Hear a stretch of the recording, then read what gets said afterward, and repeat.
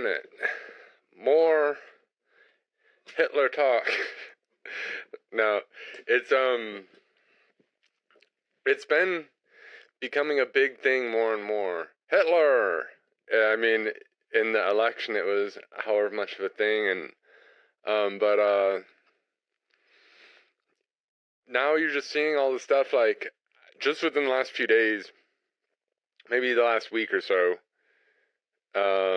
You're just seeing a lot more people really embarrass themselves because this stuff is this kind of revisionism that's out there. The popular revisionism, the kind of TikTok revisionism that's becoming really popular. That it's getting to the point where people just regurgitate it and know it or something in the same way that like you'll meet people who are into like JFK conspiracies or something, assassination conspiracies or something. And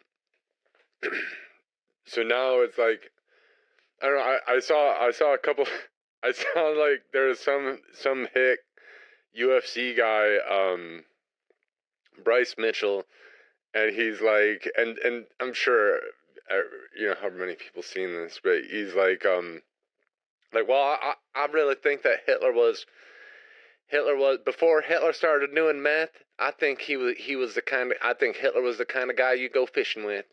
Hitler was the type of guy you take fishing with you. And before he started doing meth and getting all and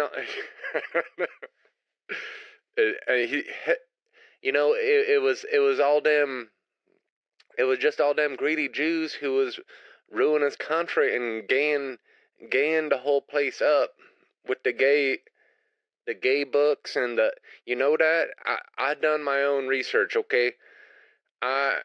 This ain't from your schooling, indoctrination, education. This is from my own research, okay? And he said that's basically what he says. Direct quote. And then on top of him, there is some other. This is more of like a grifter type, but there's some like it's like this chick who's like one of the kind of positioning herself as like a grifter chick, and then she's just been saying more and more, like she'll just be like, I think she's she's not like Southern. She's like, yeah, I think Hitler was real. I know she's like, yeah, I'm not. I know she's like, she's kind of in your face with this stuff, but she'll be like, yeah, I think that sounds real good. Kill more Adolf, or I don't know. She's like, yeah, Hitler. I think we need some more of that. I think, give me some more of that Hitler. Or something. I don't know. But like, she's like some total attitude kind of. She initially like positioned herself as like high school popular kid or something. Like she's like with the head, like she's like the head cheerleader or something, and she's like putting down the theater kids or something like that. And then now you know who I'm talking about or something. Her name's like Lily Gaddis, and she but then she's like complaining. Hold on.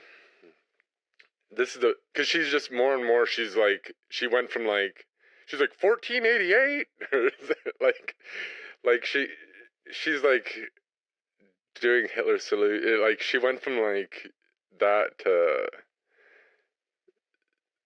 straight up like 1488 kind of thing. Where is this? This is the best, hold up. The best, I saw this tweet from her, or she says, Hitler never believed in a master race, rather that each race should preserve its uniqueness, be nationalistic, and resist communism and Jewish supremacy. Okay, and this is kind of a well distilled tweet. This is a potent kind of. She did good. Um, I mean, that's what. That's a good tweet, in the sense that it really captures all this stuff. It's really charged language right there. But it's that Hitler never believed in a master race. Rather that each race should preserve its unique. So Hitler believes in racial equality. They're all the races are pretty good. We just don't want to mix them together. And this is kind of a formula that you'll see kind of a lot in this kind of apologia for fascist type stuff. Like all races are splendid and good. It's just mixing them. God made them a certain way or something, or whatever they, however you see it, and then but you just don't want to mix them together, because then you're like a deracinated der Untermensch mixed, like it's the mixing. Okay, and this is, I'm not saying that there's nothing to that, or this isn't an interesting idea or something, that you can't do anything with this. But don't try to put that on Hitler or something. Maybe you just thought of it, some of the people who come up with this stuff or, could just come up with their own thing. You don't really need to put it on Adolf Hitler himself, because he believed certain things, he believed things a certain way. And these are just the facts of it. So you might have a problem with that, or you might agree, or what have you. But it's not. Like I say, I'm not I'm not trying to necessarily get into debunking things or anything, and I don't really care, and I'm not too not I really am. I like the facts. I like to learn things. I like to, you know what I mean? And so I like to stick to that and go by that. So I'd rather actually find out what Hitler believed than have someone tell me. I think it's kind of weird that people that this is the extent of, I've done my research. It's like they watched a TikTok or something. They watch, because they're not reading anything further. These people are not. And they're, it's like someone just puts it to them. Hey, did you know that Hitler never hated Jews? That's a lie. And he actually loved all races and just wanted to make Germany a strong country or something. And he was all about just being economically independent and stuff, and was just against the banks. And then people will be like, whoa, I've been lied to, or something, and that's all it really takes, you don't want to look into this stuff at all. I don't know. That's what we're dealing with. I say this because, humor me, bear with me a minute. I say this because, just with my show, with this show, it actually does mean something to me that I get things right, that things are correct, because oftentimes we're taking kind of a minority position, or something where you might take a lot of flack on, or, you're saying something a little bit different. What we've been saying for a while is different than, what's really popular. And even what's popular in a certain, even in certain fringe kind of circles or some, there are things that are popular. There are people who I know who are involved in like politics or like even like fringe politics and stuff, and there's just certain things that are like popular, and you're gonna hear from people a lot, and things that you can kind of take it to the bank that people go into assuming that you believe or something, and I'm always not really in agreement with maybe some things I am, but some things I'm not. But with this show, it's a lot of airing things that are not. But it's important to me that things are correct, that things are factually right, and in fact that things are just, that things are right. Because I wouldn't want to convince somebody. Like, I know if I convince somebody of something, that they're now in like a minority position or something, and then they might get all this flack from the people around them. So I'm not trying to. I wouldn't want to embarrass somebody. I'd feel like a kind of a piece of shit if I was carrying on like that. If I'm just like if I was putting out like, more of things that seemed interesting and kind of add up, but it's not right. And then people are to say, "Wow, that's really interesting," and then they like repeat it to their friends and family or something, and then they're just made out to be a total imbecile, and they embarrass themselves because somebody else who knows more corrects them or something. Like that would be like you really set people up to fail. It'd be kind of a cruel thing to do. So like I always make sure things are right. Like our position has been right, and that's why as things go on, we're proven right. We don't need to gloat about this stuff but we see like everybody else was wrong about, say, Assad and Syria and things like that. And there's no real reward for it because you see how like mediocrity would rather reward itself, kind of. When everybody's wrong, they just kind of they don't like. It's not like they're gonna just figure, okay, well, we better turn to the guy who's right or something. Like, we've all been wrong, but let's turn to the person. They're gonna kind of just awkwardly pretend like, it, of course they were all wrong, but who could have ever known better? There's no, but there could be there is an extra punishment if if you take a weird position and it's also wrong and it doesn't work, that's why I figure.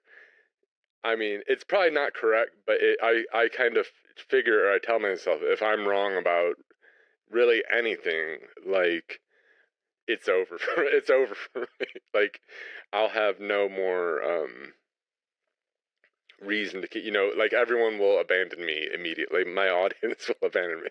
I know that's probably not true. And I know that there are going to be people who listen to the show and are probably thinking like, okay, actually, like you're wrong about a lot of things I don't agree with, but or whatever, I know there's some of that, but there are people who will drop you in a minute. But in general, I try to tell myself that I have to be always dialed in about everything, because I'm not trying to tell people, because how weird would that be? It's not like for what reason. It's not like they're.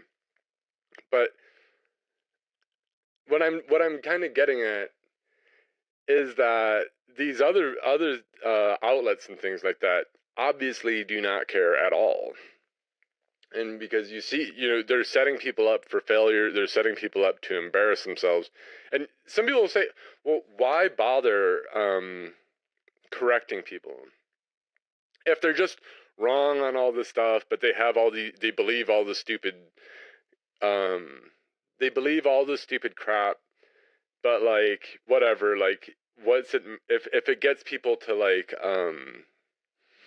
get on the winning team or something or something, it gets them to not be beholden to whatever. And then I just don't really see how that could work, because it's like the facts are if you're wrong about things, it's going to be wrong in all these different ways. And I mean, in any event, I mean,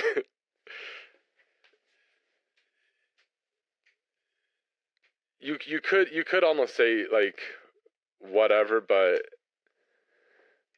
I don't know. I'm not gonna do that.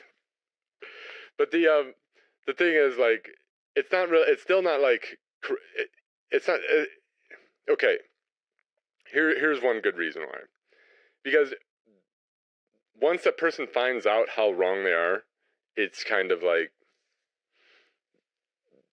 then they're going to be even more shaken up to go the other way. So maybe you trick them. Maybe you take someone who's like a libtard, and you're like a based warrior for like Christendom and the white race or something, and you're like super right wing based, and you take some woke libtard and you brainwash this guy or whatever, and you're like, look, man, you know, like this guy is a little less dumb than you, which is pretty much how this stuff works out. I think it's just it's like there's however many people who are so low IQ. You know, you only need to be a little further out to be able to trick all those people. You know, and then if you know, so that person like the midwit or whatever can trick all these people, but they're not going to listen to the real geniuses beyond. They'll just think that they're the fools and the midwit guys. Because how do they know? They're low IQ, right? But let's say you you trick this guy with really sloppy revisionist stuff, and you show him these TikToks, and you're like, look, Hitler wasn't a racist at all, and in fact, he loved all the races, and he wasn't interested in war. He only wanted peace. And it's all the other countries, Britain and the Zionist West and things, and the banking powers and the communists and all these other New World Order kind of powers step in and say, you know, that then they go to war because Hitler isn't he's not racist enough, because he opposes the real racism, Jewish supremacy, say. And so they're the real racists, and Hitler is a socialist and who, he's like a MAGA communist or something, and he, he only wants what's best for everybody. He wants Germany to be independent and just break from the banksters and stuff, kind of like Gaddafi or something. And then, but then the New World Order kills him and then lies about him. All this stuff. Yeah. Well, and then this person like, wow, this libtard is like, wow, I didn't know that. You've convinced me. Okay. And then he's going to go on his way, and he's going to have all these new ideas or something. And now he's like, I don't know, like to whatever end you like manipulated him. He's like now like for Trump and against Israel or something, or what, like, which means about nothing right now. Like, what's going on in Gaza and whatnot. But like, whatever, you've got him where you want him. He's doing your bidding. Haha, you've tricked him. Well, it probably won't take that much for someone to just set this guy right. And there might be a little pushback. You'll meet people who are like brainwashed like this, and they're just like, you just listen to what your TV tells you to. I've done my own, even though like you've done like years of research and like read all these books, and you never cared about what the TV was on the TV, and you've actually been protesting against the government and all this, like, and all this, but they'll be like, whatever, you're brainwashed because I found out from TikToks 5 minutes ago that what I learned in the education indoctrination systems, or whatever is wrong. But it probably won't take you that long to just be like, look, actually like what you have doesn't really line up with it. Before long, these people aren't gonna they're not gonna be there. They're not gonna be committed to this dumb ideology their whole life. This is gonna be you've created an embarrassing phase for them. You know, which is like that one woman who, and I mean, it's not like I really care about this person, but like I care about other people. But she's like, oh, now just because I say I love Hitler, I'm being demonetized and debanked and can't, like, even though the cancel culture's over or whatever, but you're gonna still find some pushback for that. Like, where especially when like it's like kind of like her life has been ruined because she could have just been like a normie grifter conservatard probably indefinitely if she didn't get red pilled by Europe at the last battle or some like TikTok video where then she says Hitler never believed in a master race, because even then someone just comes along with the community note and are like, well, look, like, here's some relevant passages from Mein Kampf or something, like, that show quite clearly, so then that person is going to be, for one, and then you could get these people in a lot of trouble, but you're going to embarrass these people too, Why I say that, I don't just mean that, like, this is the people who are doing this are irresponsible or so, like, because this has been going on for a while, the crummy TikToks, the sloppy revisionism, and this is all very much different than, I mean, it's very much different than the revisionism that actually has some degree of respect, like Ernst Nolte or more controversial David Irving and other authors. There's a lot of actually historical books in the revisionism. You say it's revisionistic or something, that are actually taken seriously for like scholarly work. Because they're not like just some cheap crap. They hold up under scrutiny, and usually this is about challenging narratives and things like that. Not like wooden doors, like I don't know, or like they're all about like the wooden doors or something, like the TikTok. It's like, hey, the AI video, Hitler's speech in AI is actually not that hateful or something.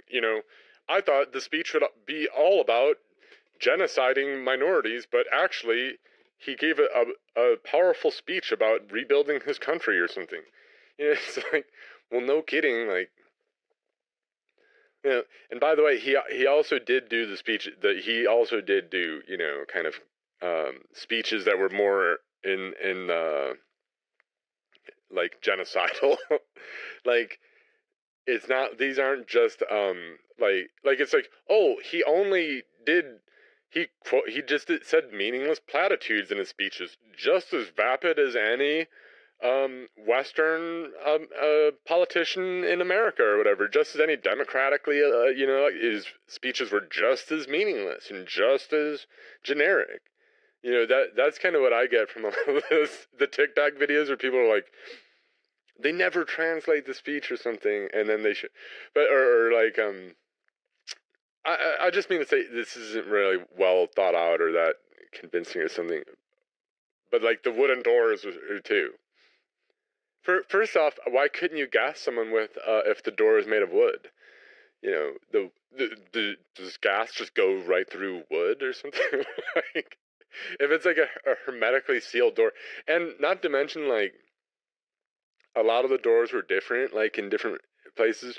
In fact, I don't even remember which door that was they're referring to, but there are a lot of different doors on different gas chambers, and like the doors in the chambers of the Reinhard camps, they say came from like they were like large doors from like a Russian fort, and they made them to be hermetically sealed, and they lowered down, um, so that they like went like that, and there would be like a door to go in that was like a little different, and then that would be like the outer door. So there was like a door on the outside where you know that's how they were in the second iteration of the gas chambers in the Reinhard camps. The doors were like, and they say that these doors came from like a Soviet fort somewhere, and like because they would get supplies kind of brought in from different ways and different things to it.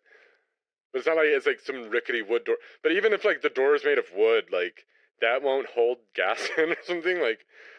Um, like did you know that the doors are made of wood? Like, but does gas pass through wood? Like, would that even like wood seems like a totally? I mean, it seems like it could work. I don't know. It doesn't. It seems a little off, but it doesn't seem like. It's not like oh wow I was lied to like my whole life or something. I don't know. But it's like that that person's she repeats the stuff. It just embarrasses her. This guy, he repeats this, you know, he says, I've done my own research, but like he obviously didn't, like, because he's just repeating the same stuff you're hearing from everywhere. If you just go on social media, you'll like see this stuff. And I've asked people um, like in real life, like, have you seen all this stuff on the internet with Hitler lately? Like, have you been seeing like this sort of, and people say, yeah, you know, yeah, I have, you know, I've been seeing stuff, you know. So there's like the UFC guy, he repeats the stuff, and then now he's in all this trouble or whatever, and like, obviously, like, and he like apologizes and backs down, like, look, I know Hitler did kill all those G's, and I just, you know, but before that was after he started doing math, or I don't know, but I don't really give a rip about them. But there, you figure all these other people. Just in general, I always just think um, like lying to people like that is like a really evil thing to do. You know, even just to like set them off on a wrong path in life, but especially like these people are gonna be like real like embarrassed or something when they get into these situations. Like I mean, like because I figure with like people listen to my show, you know, they might be like, oh man, oh I get it, but then they've got to hang out with their friends or something. Their friends are a bunch of knuckleheads, or they're MAGA, they're Tucker Carlson like kind of listening to uncles or something. They go to Thanksgiving, and they're probably they hear all this other crap, and maybe it's like a vexing experience or something. I feel for that. Like I think there is some responsibility to saying stuff, to putting stuff out there. Um, but I think it's an evil person who would just put this up. But I don't just think it's like this is just like an evil person putting. I actually think that there's something more malicious to it, and it's like it's part of the whole. It's foreign, and you know it's being sent from a place that it's supposed to mess the country up.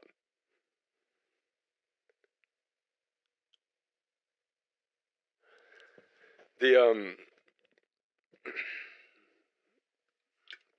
like that Bryce guy, Bryce Mitchell.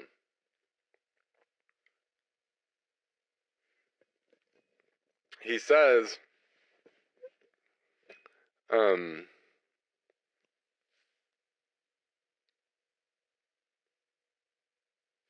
sorry. He says, this is the same guy a while back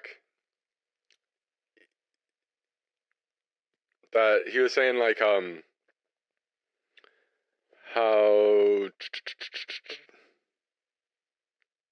how Ukraine. They asked him about Ukraine. You remember this where he says, wait, hold on.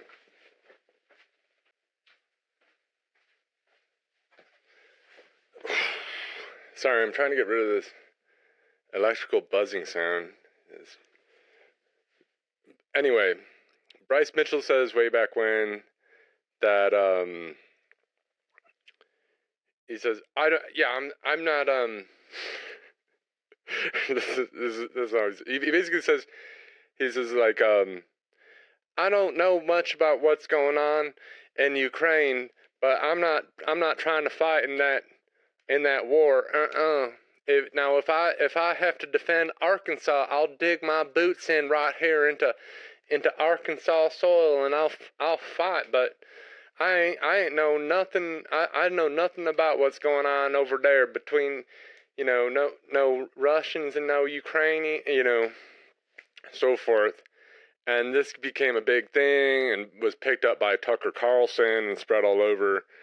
And it's clear, it's like a totally dumb sentiment anyway. Like, nobody was asking this goofball to do anything, to fight or whatever. And he certainly won't. I'd be willing to bet when most people talk like this, they're not going to defend Arkansas either. Like, he says Arkansas because, probably if the U.S. is attacked or something, he's not going to, but maybe his own state. But I bet probably in the end, he'll probably just accuse the state of, like, provoking somebody or something. No matter what. It's become a big thing that a lot of these people, the dissident type stuff that you hear from these people, the same sort of stuff, the same rhetoric, because they're picking all this up from the internet before they repeat it. It soaks into their brain, but it's stuff like people basically say like they won't acknowledge that the U.S. has any enemies at all. Like, if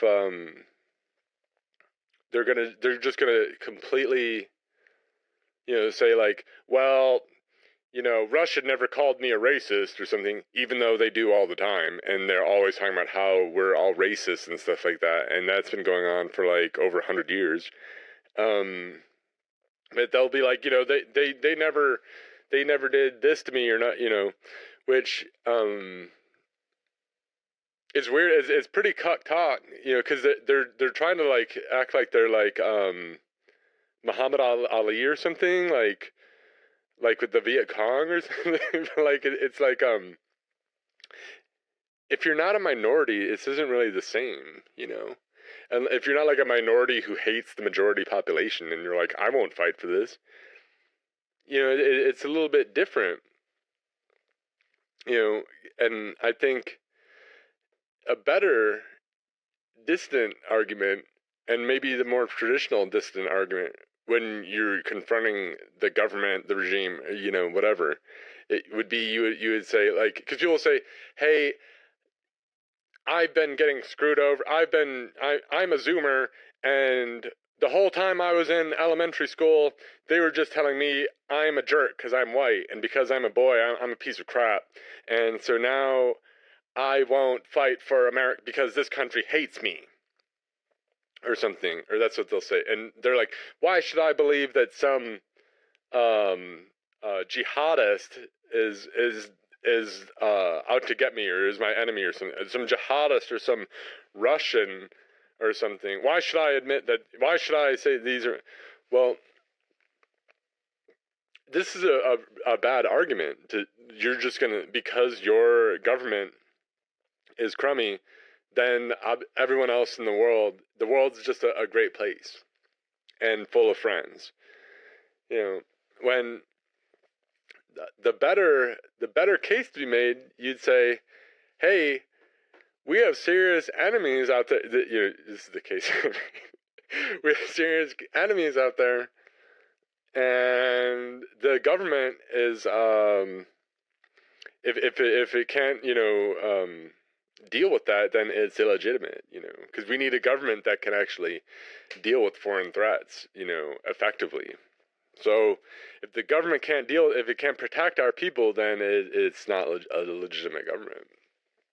So or even worse, you could have a government that's actively collaborating with national enemies or something. So the government is not only not protecting us, but it's just working with these hostile people. The government's not equipped, and these people are going to run all over us or do whatever. That would be a better argument, and that's the more traditional argument.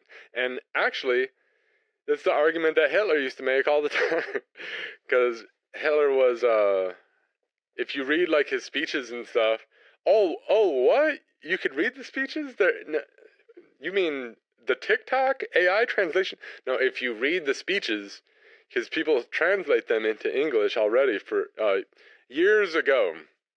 It's not a new thing. It's not, hey, how come they never translate the speeches from German? Well, probably because you're just watching a documentary with like a second of a clip or something, and it's just for effect, or it's like B-roll or something, and like they're not trying to translate the whole speech. It's probably out of context. It's in German, but it's probably not. I really don't think, it's these speeches would be so inspiring if people knew what he was saying. They would become National Socialists immediately. Immediately if they heard. Anyway, you could read these speeches, and he's typically saying, "Hey, these government." He'll refer to it as the November criminals. It's a criminal government, because they work with all our enemies. They're working with all the enemies of Germany to destroy us, and they're actually going to genocide us. He was saying white genocide type stuff. He was saying German genocide quite clearly. He was saying the November criminals have a regime that's made to kill us. It's collaborating with our enemies to kill us, to wipe us out. He used apocalyptic rhetoric, but this is what he was saying. He didn't say, hey, I'll never fight France because, the November criminals are like a bad government or something. Or like, I'll never fight Russia. I would never, because I ain't gonna die for that, whatever, because, he'd say, I would never, don't join the army because he would say, no, the government's illegitimate because we have real enemies, and not only are they not going to protect us from them, but they're going to work with them instead to kill us. So this would be what distant rhetoric would be more like. It's strange and unnatural because every nation, the government will kind of rest its legitimacy on that it can defend against foreign enemies. So it's strange that to have this kind of distant propaganda. We don't have any foreign enemies. It's only our government. Well, that's probably because it's foreign propaganda. So if you have a lot of these ideas in your head and you're thinking that, it's probably because you've been brainwashed by foreigners. And this stuff, my theory, I don't have the hard evidence here. I'm just kind of logically kind of breaking it down, I guess. But I mean, like, there is evidence there, though, that the other countries are, like, just trying to pollute our media with all this stuff. And because you could see, however often there'll be some guy agitating against, it'll be like someone who's pretending to be like MAGA or something, some like MAGA account or something, but it'll be like a Pakistani who's against India and is trying to influence against like India or something. There's all of this foreign influence in our country now because our government has not been taking steps to curb any of it with the internet and so forth.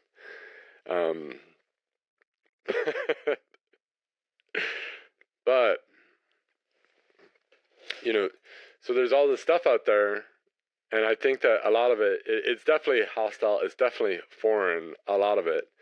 But I think it's of a nature just to screw things up.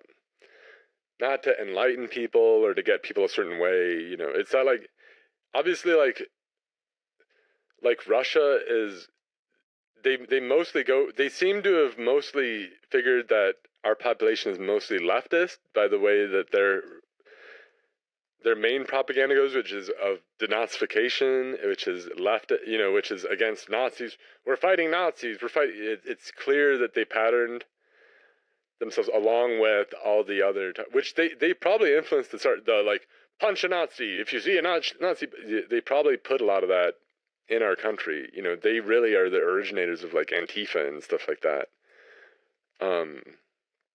But they align themselves. You know, their main war objectives in their big war is for denazification. That's clearly they're going across like these leftist libtard. Like they figured they would have got leftists on their side with this stuff. It didn't really work. Most of those people, oddly enough, a lot of these leftists see through it. The dumber ones don't. Ones of a certain type, the more third worldist type, they don't see through it. They're pro-Russia. But like you see libtards, they're not really. Most of them are not won over by Russian rhetoric. A lot of these people are too intelligent for that. Even though they're libtard, they have a certain IQ. They're probably libtard because they're trying to get by in business and things like that. It's just practical for their life. It just seems like okay. But they but they're not really going by. But it doesn't mean that Russia is necessarily for, because it's all very cynical. You know, they're not. The denazification is cynically done. It doesn't mean that they're playing that and then they're secretly not. It's what they are is degenerates, and they're people with no scruples and huge liars, and people who are just gonna try anything, and people who have no shame, like they're like a gypsy-like lying government, you know. And this is what is more like what it's about, and that's why they'll also, by the same token, have no shame putting stuff out on the internet that's basically a sloppy revisionist type pro-Hitler or something. They're going to send the stuff to America just the same as they sent gay propaganda into our country, and people will excuse this even though it's illegal in their own. They'll put out pro-gay stuff or they'll put stuff on along every line just for the chaos of it, just to screw things up, to screw people up, and to get people to be more nihilistic and not really believe in anything, and just to mess everything up. And that's what I think a lot of this propaganda is, because nobody's going to be like won over by it and then become like a lifelong National Socialist or something, you know, because it's very cheaply done. It's very easily disproven, and it doesn't really make that much sense anyway, you know. And frankly, like, and it should be noted that they have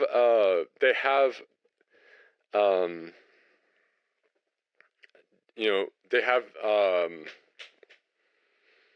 media deals with Israel. They have that pact, a propaganda pact with Israel for filmmaking and stuff like that. So Russia will put this stuff out along with Israel, and it's kind of like wax on, wax off sort of thing. But bad on Israel for not being that serious about all the combating anti-Semitism crap or whatever, you know. So whatever, it seems a little strange on Israel's part, but okay, they're going to keep at it. But okay, you know, make sure to call them out on that. But this Israel stuff, or the Holocaust stuff, the narrative that they have with it, it's not like if you can red pill people on this stuff and show that Hitler's not racist, you know, then, you know, like, what's the point of that even? Or like, where does that actually get us somewhere? Well, it could at least maybe be good for anti-Semitism. Is that even so? And frankly, a lot of this, I really think like the idea that like the Holocaust denier agenda is pretty funny, because then they'll play up all the like atrocities against Germany and stuff, and it's just like, oh, all this stuff was done against Germany, and Germans are like this victim people who like, it's just like Volkswagens and chocolate, and Hitler like being nice to everyone, and animals are just eating out of Hitler's hand, and then like Jews like slandered him and like all the world press, and then they like started a war to like destroy him in his country, and then they get away with it completely, like, and then it's like Hitler like tries to like lock him up or whatever, but then like they all get away, and then they start their own state, then they start Israel, and then they still get all of Germany's money, and then they brainwash the whole world into thinking that all these atrocities are real. And then everybody really firebombed Germany, and all the pictures from the Holocaust were really from Dresden, and were really burned Germans or something. And the Jews got away with all of it, and the Germans are blamed for everything, and are known as the most evil people of all time now. And they have, and it's like, whoa, like, it's kind of crazy. Like, they make Jews like seem like a lot more Nietzschean than the Germans, for sure. They make Jews seem like more like just like ruthless kind of badass people who like just get away with it. They always win. All they do is win. And then Germans, all they do is lose. And then other people, same thing too. Well, this is going to put it in people's mind too. Jews always win. Germans always lose. You always lose. Like Goyim, you always lose. Jews will get away with everything. You're going to try to Holocaust them. You're going to even be dumb enough to say, it didn't happen, but I wish it did. And then you're going to pay, and your life will be ruined. And the Jews will still get away with everything. And you don't even get to celebrate, your victory.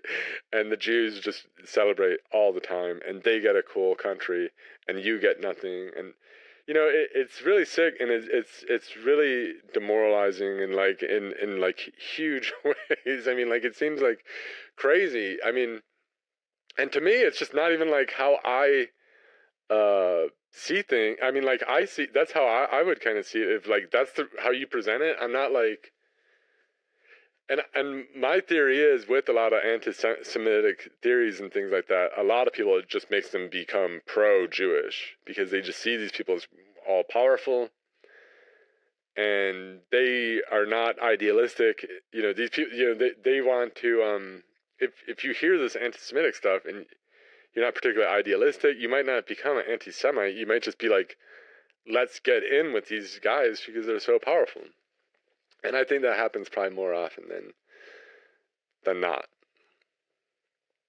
Okay, but I personally, like, I remember when I was in school and stuff like that, the Holocaust gets taught about, and I'm not, like, now it's like people just brag about, they want to be the biggest victim, and they'll talk about their genocides, like, millions of us died, like, millions, like, oh, maybe hundreds of thousands of you died. No, millions of us died. We were all killed, like, how is that something to brag about? But people act like that's something to brag about, because it's like, they think that that's like powerful. That makes you powerful or something. That's like, that's where your power comes from, is how big your genocide was. And if you could deprive your enemy of their genocide, then you deprive them. I don't really see how that works, but okay. Maybe people with a little more abstract reasoning can kind of come up with something, but I just don't see it as being that real. I always just look at these casualties, and I think, bad on you. If millions of my people went up and were gassed and things, I wouldn't think that's really great, and be like, first off, it'd be embarrassing. First off, it'd be tragic. It'd be tragic, but it'd be embarrassing too, that they got so many of us. And I think a lot of why the Holocaust is interesting, and some of these stories are interesting, and genocides and stuff, is like how it's done, how it could happen. And there's a lot of lessons to be learned there. These maybe are not the lessons that are taught, But I think those are lessons that would be good, like, because there are points where, like, if you really study it, where the Jews could have maybe resisted more, but they were kind of rug pulled, they're kind of tricked at these different points, like the Warsaw Rising in 1943. That's after, like, so many Jews figured out what's really going on, which also really shows how I think kind of is a point. It's like, oh, all Germans knew or something. Well, a lot of the Jews didn't really know. They didn't really know either. It was a secret. That's part of how it was done. It was secrecy, not making all the Germans know. The Jews didn't all know, but they only realized so far that they were being sent to their deaths, because they think they're being relocated, but then they rise up. Well, really, if they'd done that earlier, it might have been more successful. But if you look at, like, the numbers, like, the bulk of them had already been got. They'd already been taking the train from Warsaw Ghetto to Treblinka and were dead by the time of the 43 Rising. If they did that earlier, they would have had way more manpower. They realized way too late. So it was very much ineffectual, and things like that, like all the deception that would go into these things are interesting. Like how to make the killing process so efficient. The things that the Germans came up with are interesting, and the Germans, they they studied the Soviets. That's how they got a lot of these techniques. Now, other people who, maybe you say Israel, they might know all these techniques because they studied them. They think they're real. They think the stuff is doable. They know it's doable. They know you can, which is one of the, I think, worries that the Germans had. Why they started hiding things is they figured, well, they could do the same stuff to us, which would be a good reason to be a liar. The thing is, we're so far after the fact, and also we're not even German. Like, so what's really the point? Like, we're not really guilty of this. I don't like. First off, it's foolish to just be like, hey, if we can show people, if we could do enough revisionism and stuff and show people the Holocaust isn't real, then everyone will become National Socialists and be racist and be, like, discriminating against people and stuff. We could be racist again. That's probably not going to, even, actually, that won't happen. Even if you showed everyone, even if you could convince everyone of this, that's not realistic. And also it's kind of superfluous because you could just do it anyway. You could just, if you want to just be racist, you could still do it, like, Holocaust or not. Nothing, that doesn't stop you. I don't see why that would stop you. It seems weird. Just keep things on the level, let's say David Irving, who I've talked to quite a bit. He was very much, he knew that there were death camps. He's questioning narrative. He's questioning, he did get into kind of the Zundel territory for a while, which he later said was kind of a regret. And it's kind of because he's backing up people who are in trouble in Canada, and he's trying to back them up, and he gets into some things which he really shouldn't have done and was kind of a misstep. And I've talked about this before, but he's nevertheless someone who actually studies things, and he just shows up again. Like, I was just watching a video. Someone put videos on Belzec, and they had footage of Christian Werth's house, and by Belzec, his house at Belzec. And for when he was the commandant there before he moved to Lublin, to the airfield. And so it was an interesting video. I was watching the video, and it wasn't like listed in the description, but David Irving is actually in the video. Like, I'm like, oh, that's David. So someone was like on some David Irving tour in Poland or something, and they made that video, and David Irving should. But this is someone who's actually serious, who's actually doing the research, who's on the ground going to these places, who's at Belzec death camp, who goes to Christian Ver's house. And so he's doing all, he knows what this is going on. He's trying to get to the bottom of it. This is the opposite of these other kind of sloppier revisionist type, which is what's more heavily leaned on. For instance, like Steven Anderson made a video, his big Holocaust denial video, and his only source on it was Victor Thorne's book. And Victor Thorne mostly wrote books about the Clintons, and he got mostly big making conspiracy books about the Clintons and the Clintons killing people and all this stuff. And this guy does not question the Clinton body count and just attributes as many. And in the end, Victor Thorne commits suicide, and people say the Clintons killed him, but everyone who knew him says no, he really did kill himself. And people politically close to him say the same thing. But then other people say, well, this is, of course, because this guy made all these books about the Clintons, about how the Clintons kill people, and then he commits suicide. It's just funny, just like a life of a lie, and your life and your death is a lie as well. But he makes his book, and the book is all these sloppy facts in it. In the video, the Steven Anderson video is super easy to debunk, and like right off the bat, he brings up the plaque at Auschwitz.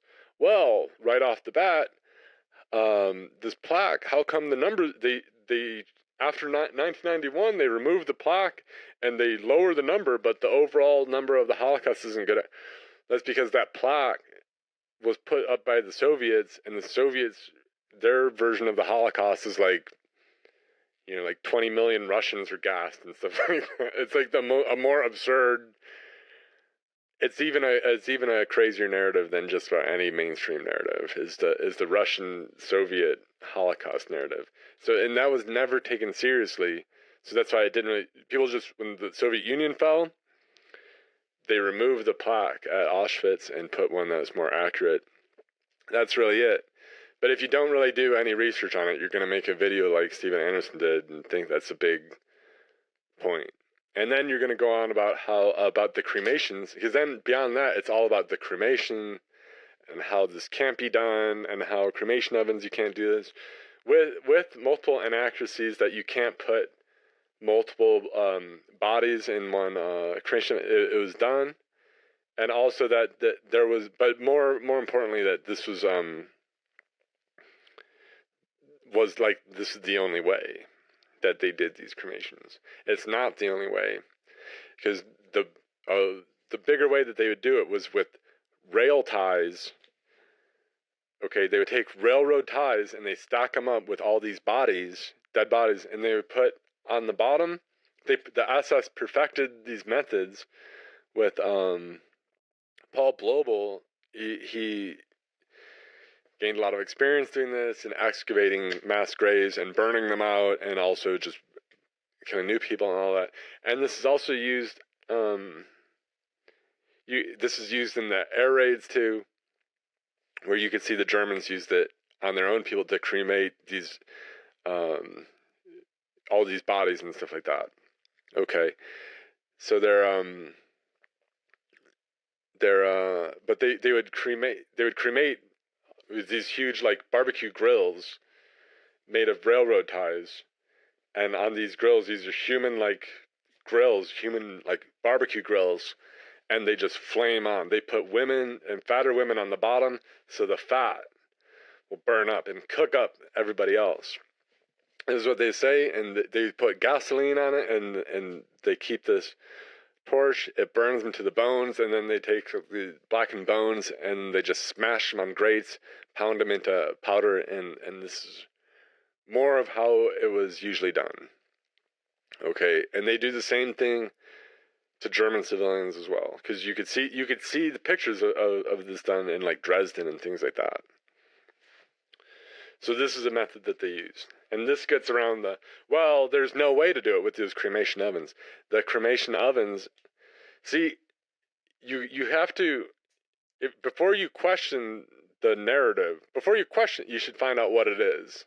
just find out what the mainstream narrative is, which isn't necessarily the same as what you were educated in the indoctrination schooling building. Of course, that was probably a lot of crap. And of course, people do make up stuff about the Holocaust and stuff like that. Of course, there are fakers, but I mean, and people bring up, like, because there's fakes and stuff like that, because people make up fake stories, but people make up fake stories about Vietnam, people make up fake stories about Iraq. It doesn't mean that there isn't a real story just because there's a fake story. Okay, so what you want to do is just get to the bottom of the real story, because there could be however many fakers out there. Alright. But in school, what do they, there might not be a whole lot useful information. And a lot of the stuff, like these movies and stuff, like the guy in the striped pajamas and things like that, or like the boy in the striped pajamas, they're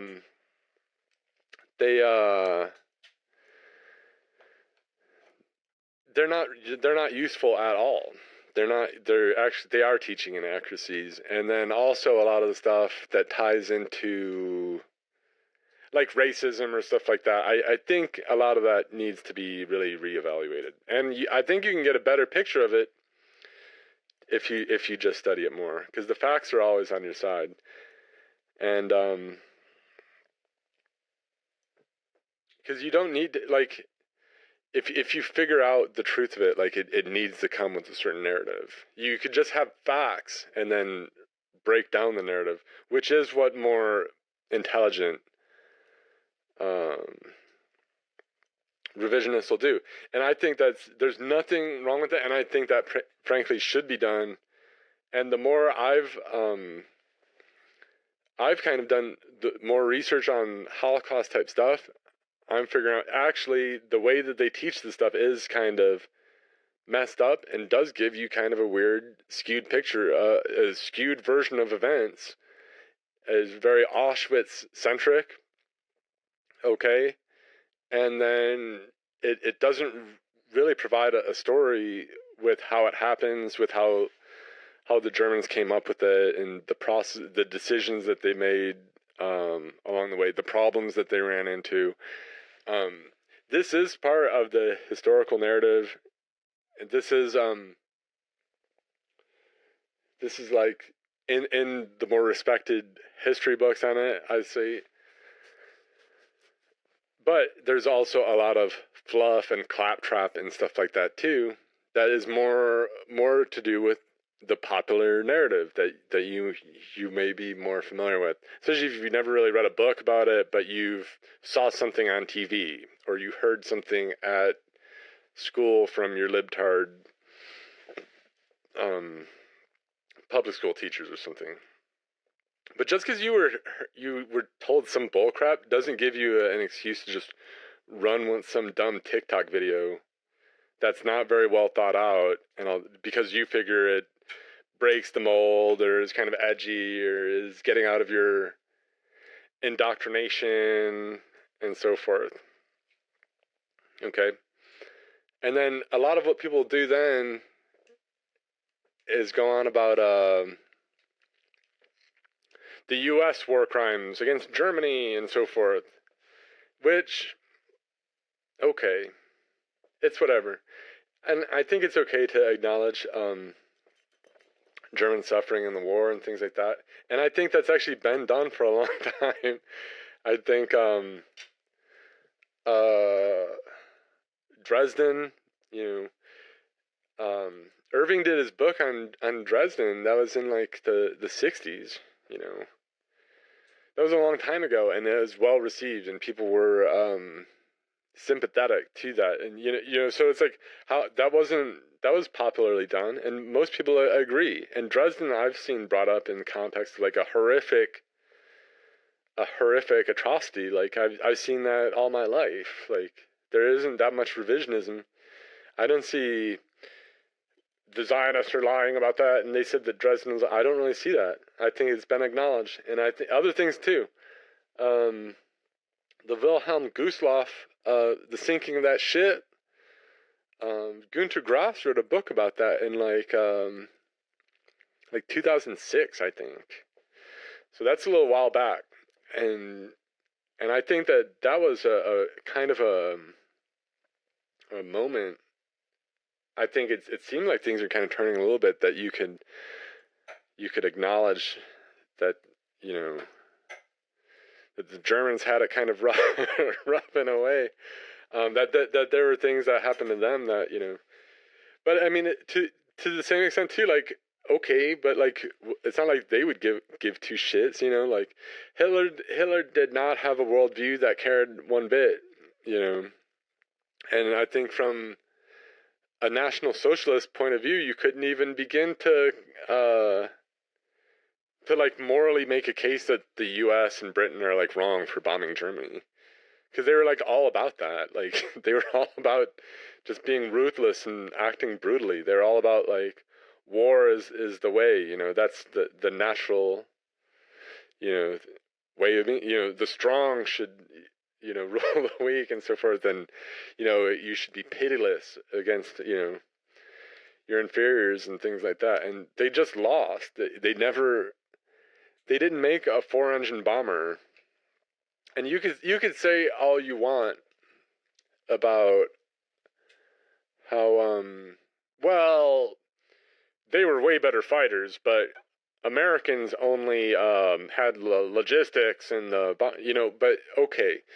But you know what, like we just had different priorities and different way of thinking that just set things up in a different way, and in the end we won the war. So I mean, in Normandy there was like,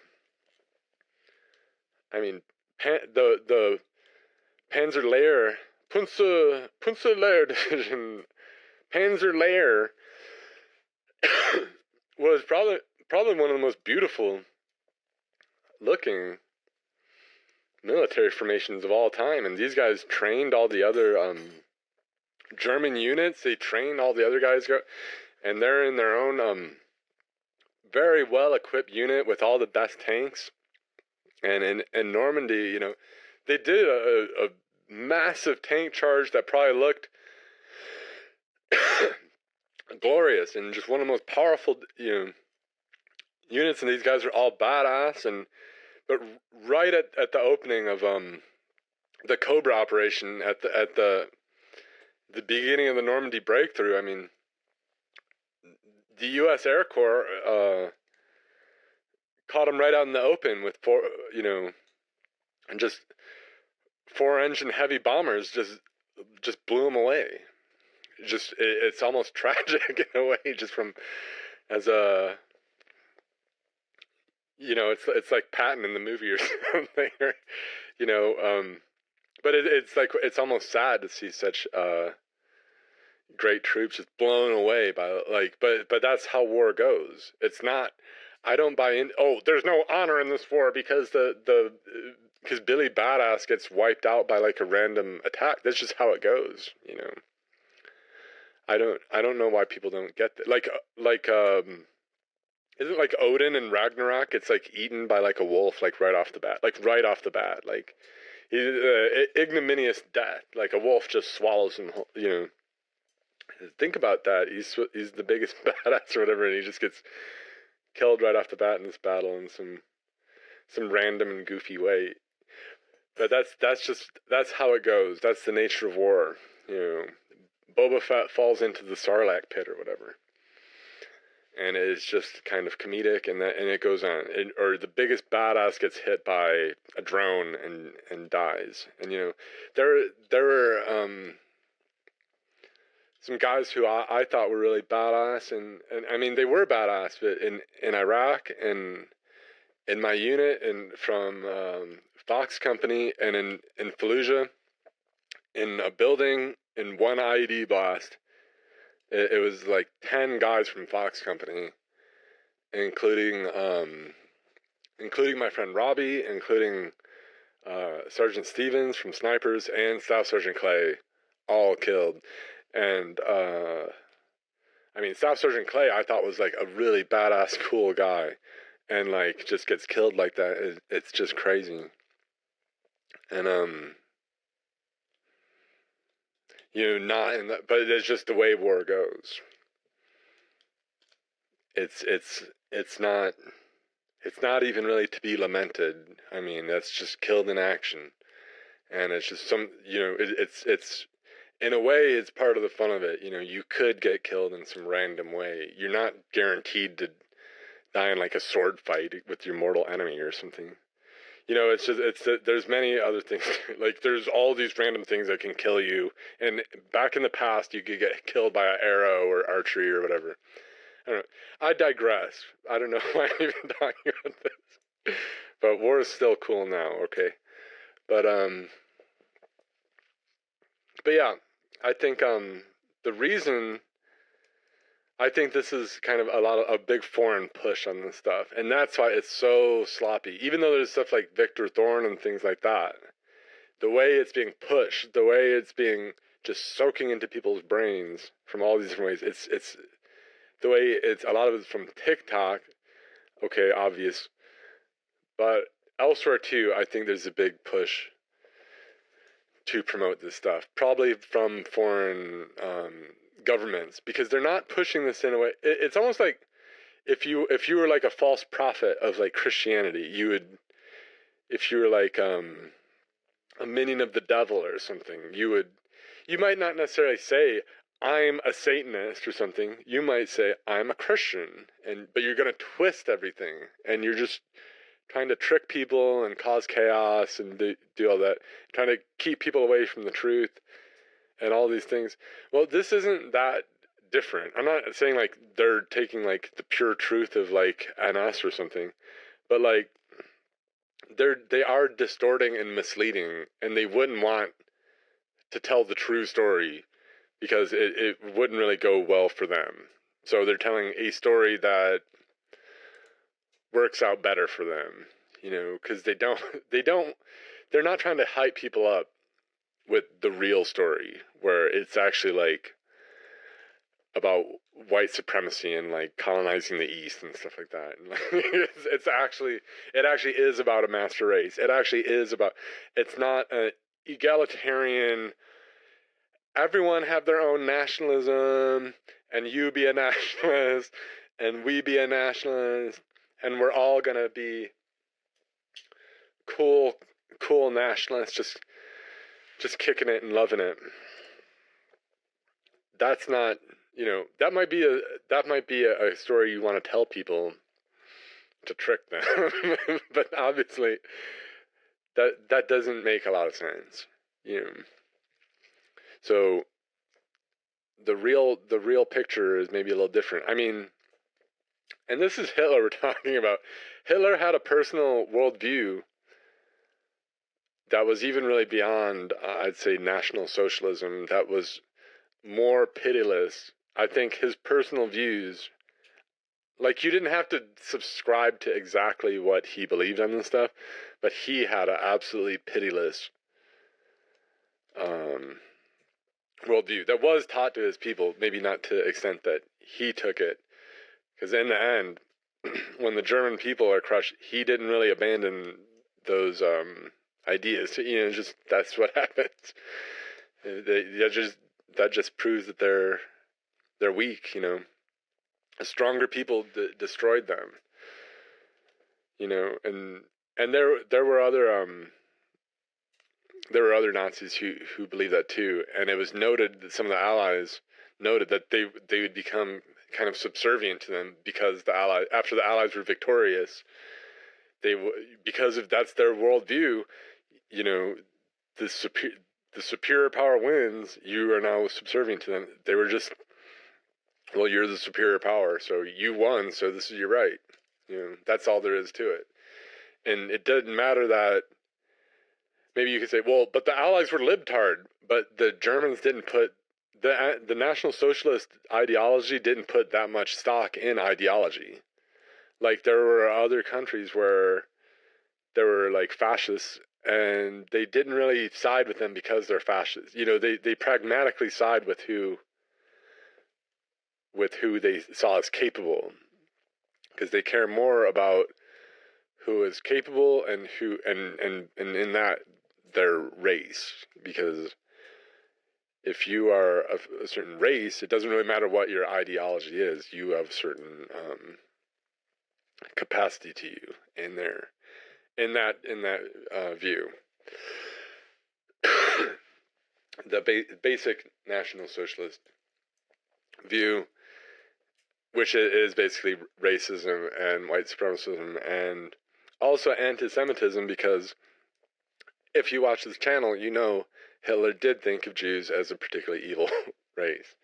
So, but not because they're the real racists, you know. It's actually quite different. He said they're people with no creativity and no idealism and are purely parasitic in this way and all that. All that and the other thing. So it's different than what these people say. So, you know, it shouldn't really be on me to harp on about this. I don't really have a motive to do this or something. You know, I'm just saying this because it's correct. It's more or less correct, and these people are incorrect, and the things I'm saying are a lot more correct. Okay, and so just the whole idea in general, or even the idea that here's another one, and what do they always say? Hitler was a good guy, or Hitler was the good guy, or they were the real good guys, or something, and that's probably a good. I mean that should be challenged, especially there's no good that comes out of it, especially being an American. Let's say no matter how sympathetic you are to National Socialism or Hitler or something, like let's say you are basically like totally like you are a National Socialist and you love Hitler, you still should probably, if you're not from Germany or Austria or an Axis country, you know, you probably shouldn't be saying that. You know, maybe Russia, maybe from the Soviet Union, I guess you could say that or something. But there's no point. Like, how does that make any sense if you're an American and you say, well, Hitler was the real good guy, even if you're sympathetic to his view, because okay, even if you totally disprove the Holocaust or something, we've fought tons of countries and stuff like that didn't commit the Holocaust or something or anything like that, and we still don't say, well, they're the real good guy or something, or you know, and this is like someone who declared war on our country after Pearl Harbor. So after the Japanese attack and kill all of our sailors and everything, and they kill all of our guys and they sink our ships, and it's a treacherous attack. Even if you say, well, Roosevelt had us helping Britain too much, and it kind of provoked the Germans, and the embargo against Japan, even then, and Roosevelt kind of asked for, even then, that's not really right. Even then, I kind of agree on that. Like, and I think that's a good way to approach it. I don't really care to really get into it all, but I could see why that could be a healthy avenue of historical exploration. And I basically agree. But even though Roosevelt is doing that stuff and he does provoke, well, okay, but the Japanese still attacked. At the time, everyone had, there were a lot of people in the country who were basically sympathetic with Germany or who wanted to stay out of the war and who had no interest in it. And immediately after they know, now we have to fight, you know, because they attacked and then they declared war. You know, so, and even if we were in the wrong, well, diplomacy's over, you know. we might have been in the wrong, and maybe it could have been fixed or something, but the way they took it, maybe we were in the wrong, and now we have to commit to the war. Okay, so nobody in the past would have, you'd be very silly to look at like a vanquished foe of the country and then be like, yo, that's the real good guy or something. Like no one's trying to do that, and that's very foolish to be doing. And it's really not. You can't say that's patriotic. You can't even really say that's properly National Socialistic, because I don't think Hitler would have said that if like it. I don't see Hitler, like, I bet if he put himself in America's shoes, he wouldn't have seen himself as someone like, hey, it's not right. He would have just volunteered for the war. Just like he volunteered for a war when actually the cause he didn't really feel was that great, and he didn't really care for Archduke Franz Ferdinand and all this other stuff. He still fought in this war, mind you. So that's how he took. So what point is there saying, hey, that's the real good? Even he wouldn't have been someone who would have said he was the real good guy, because that's not the way he thought. And the reason why he thought, why he did what he did was because he didn't think that America had it in them to come at him like we did. He didn't know we were as powerful as we were. He severely overestimated us. He severely underestimated us, and that's it. It wasn't like he thought, well, they're doing wrong. He just thought, of course they're gonna fight now, but at least it's a real fight, and we're gonna win because Americans are kind of weak and degenerate, and they're not. They don't have it in them to, He was surprised by what actually happened. Okay. So it's not even a matter of being. So there's no real point. And I mean, what would be even the point? Like, if you're going to prove the Holocaust is fake and Hitler was the good guy, and then maybe we'll pay reparations to Germany from that or something. We'll just pay reparations to Germany. Just like the people who'll say like the U.S. is the reason why for the war with Russia now and all that in Ukraine. So the U.S. should pay reparations and all that. That we're the aggressor. We should pay for the whole thing. This is not appropriate to say about your country. It's not really a patriotic thing. You're going too far. You're escaping facts. You're not where you appropriately should be. So I think it's cool to, like, I've always been interested in World War II, and I've read a lot of books about Hitler himself, books about NS, and I think these ideas have always been interesting to me and worth exploring. And I guess part of it is offensive to see people who've never really read any of the stuff and were never really that interested, and now they're telling me I'm a dumbass and I just listen to my TV and stuff like that, even though I'm familiar with way more, with all the, different types of revisionists and all this stuff, and all they know is like some cheap TikTok crap, which isn't even correct, and is only going to get them humiliated and in trouble and embarrassed before they go back to being some normie, goy, slob, whatever, before they finally, get a girlfriend or something, and then forget about all this radical politics stuff.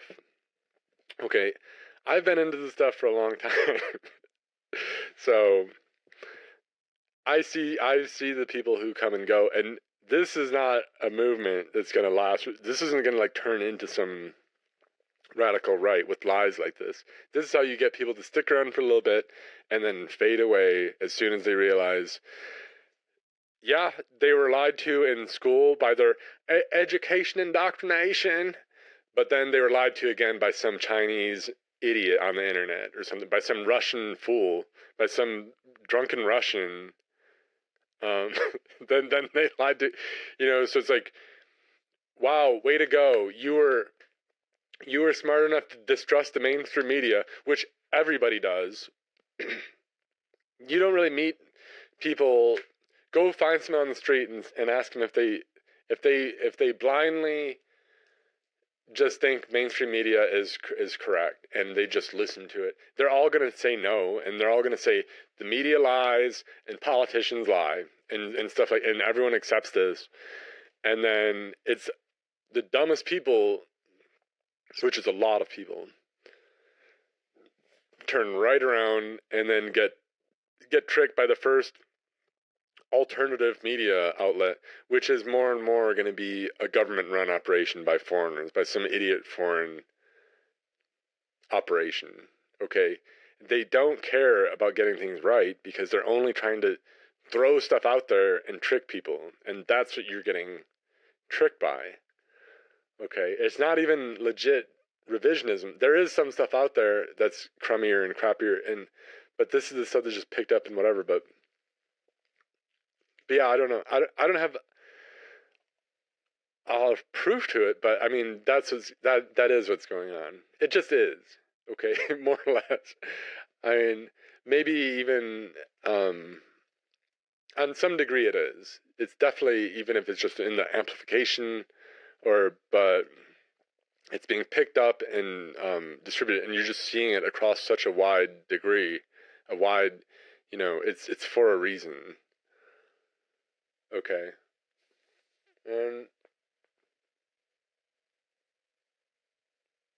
yeah. Yeah, beyond that, I mean, it's just, I don't know. It's just something I want to talk about. It's something that's been in the news, and it's just not, there's an appropriate way to go about this stuff, but it's not happening, is it?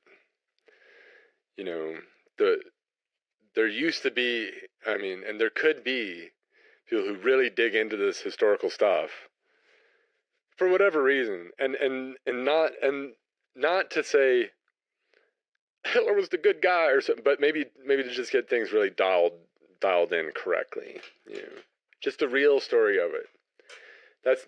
That's what we really want, to just explore the ideas, to really get things down, not to really have to deal with all the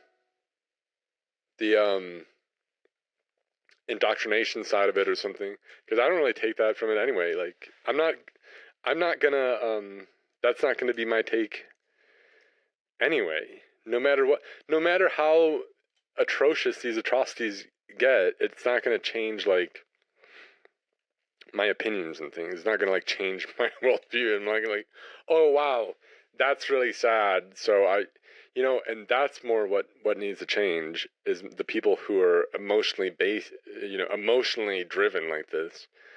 And you figure, oh, if we can disprove the atrocities, then we'll be right ideologically or something. That's not really how this works, though. You could still have the atrocities and still be right.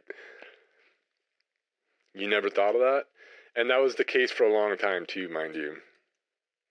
And frankly, and something else I thought I should probably be bringing up is that it is a lot of fake, phony Christians who are buying into this stuff. More often than not, the people who are saying this sort of thing, Hitler didn't believe in a master race. Hitler was an all right guy before he started doing math. And they're weird Christian, like I clicked on Bryce Mitchell's Twitter, and he's got like a Bible, but it's like a Gideon's Bible that he ripped off from the hotel. Which is whatever. You could take this, but I mean, like, he's like, yeah, like in the UFC like ring or whatever, and he's just like Christ is king, or like whatever, like Christ is king, and it's like a Gideon's Bible that he just took from the hotel. It's so fake, but like that's how a lot of these Christians are, but I think a lot of this is from they're putting a worldview together. A lot of the phony Christians, and it's it goes in with their like weird conspiracy worldview with like, because it's the same Christians who are, because a lot of Christians are into like, the evangelicals are into like, have always been the hugely into like conspiracies and stuff like that. And a lot of these people get into like 9/11 truth, and like, it's like all the demons are everywhere and the evil, like, and because they're just completely powerless and never actually can do anything, and just think it's all beyond them. But they'll try to say like, yo, Germany was like all Christian and stuff, and then after 1945 it was like a satanic regime, and there's been like the satanic new world order like across, but that's not necessarily true. And something that I've found is that a lot of people's vision for a post World War II was a more Christian world, and even a lot of the people on the Allied side and people elsewhere were thinking that things will be more Christian. And then even the vision for like a lot of these Germans and stuff, like like Junge, like Ernst Junge or Otto Strasser, and this is in his I have a book he wrote in the War of Germany Tomorrow, and it's like about the post-war Germany has to be Christian, has to be rebuilt along Christian lines. That's how we'll rebuild this. And then Ernst Jünger too is, we will rebuild Europe along Christian lines, and it'll be like Christian. And on the Allied side, there's a lot of that too. And in the propaganda, it was the Germans are anti-Christian, and we're going to bring things would be more Christian, and that's how it was. And after the war, there's a big post-war revival, and this is in Europe and America and all that. And this is kind of forgotten now, but it should be remembered, because just for the sake of accuracy and truth, and find out where people are really making these mistakes. But some people don't want to even find that out. Is maybe embarrassing for them, as not as I mean, I'm Christian, but this is just the facts. It wasn't really, the New World Order didn't knock out Christianity. They had actually kind of ushered it in and put Christianity back on a pedestal that it wasn't before. It just didn't really work out. Going into the 60s, probably got just annihilated by Marxism and drugs and all this other stuff, and just didn't really win out ideology. So the revival was somewhat short-lived, but it wasn't like a satanic regime was implemented after World War II. It's just not the case. You might want to think it is because it might be convenient for you, but it's just not really the case. And if you look into that a little bit, it's not really convenient for me or whatever, because that would have been an intriguing idea, but it's just not really the case, and it's more complex if you really look at it. And so maybe you have more reading to do, more thinking to do, more, you have to get things dialed in, and it's just not the cartoon, like, it's not like the opposite Marvel comics or like, where it's like one World War II is like Hitler's like Thanos or something, and then the other kind of TikTok revisionist is Hitler's like Captain America and Iron Man or something. Like they're just like seeing, he's the good guy, he's the real good guy or something,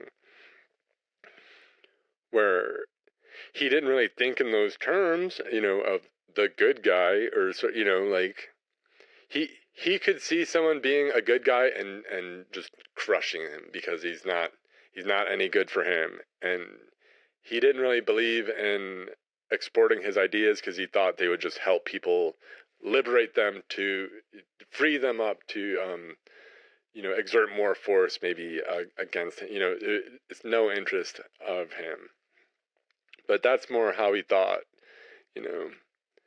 Magda Goebbels said, that Hitler told her at a cafe, she said he saw there was some Jewish kid and playing in the street or something. They're at a cafe, and Hitler said, I could squash that kid like a bug right up against the wall. You feel nothing, like, and then he just squashed him like a bug. And she said later, that is what he did. That's what he did later. But at the time, she thought this is just a brutal, maybe, expression. Is what he's saying, that he could squash this Jewish child like a bug, like pitiless, brutal.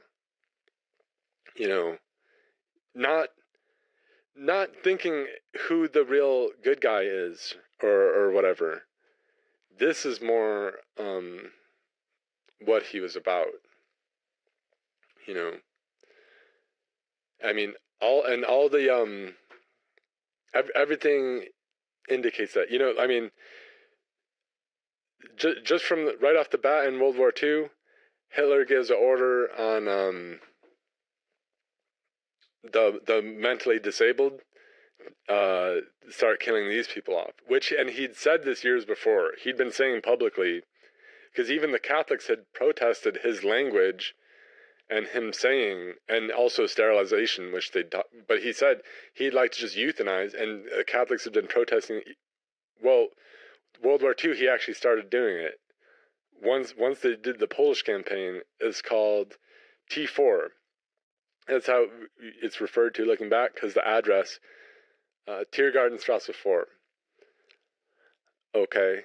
But this is how Hitler thinks. You have these mental, disabled, defective people, they're useless eaters, they're whatever, so you just kill them and purify your race. There's no reason for this. This is costing all this, it's just pitiless. And no one really argues this. I've never heard anyone say, these gassings didn't happen. I've never had a revisionist come along and try to bring that up and say this didn't happen. But this is kind of, I think, is the more proper start of a Holocaust story. It's not the one they like to start with, because they like to, they have their own narrative. The mainstream narrative, I'll agree, is the way that they teach it is not I don't think they do it very well. The more I study this stuff, actually, I see. I mean, going into it, I kind of figured that, but now I know. Now I see a lot more. But it's been more interesting to do the actual research than to just rely on like if the propaganda video, what that's telling you or something, because it's never quite correct, is when you go to actually approach original sources and see how it went. Okay, this probably didn't need to go as long as it did, but I hadn't made a video in a while. I'll probably try to get to it more shortly. I've been really busy. I'm doing construction. We're doing all this phase. I've had to do a lot of work and things like that. But beyond that, there hasn't been so much to talk about other than to say, because we're getting proven right over and over again. There's no point in gloating all that much. But then now there is more interesting, strange things kind of happening. Gaza and whatnot. We'll see how. I'm not saying.